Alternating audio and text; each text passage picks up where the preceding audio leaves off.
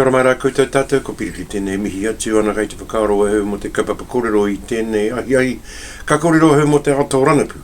Ana I tika ana kia wānana hia weta I ona mea ki tia nei nā, kua ki tia nei nā me ki tēnei whenua I te nuku o te wiki I mahue. Ka korero hoki ahau mō Uropi, mō Amerika, mō etahi atu wāhi I te nuku o te ao. Ko te haere o te rewharewha tētahi mea, ana ko te whakaaro mō te ao pūtea I tēnā kokona o tō tātou nei nā ao, ko tēnā tētahi mea.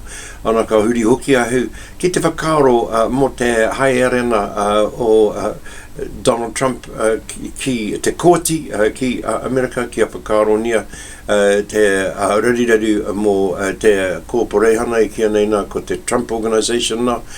Me etahi atu mea e puta ki tōku nei nā hine nā roa I te nuku o te rā. Tēnā rawa tū koutou.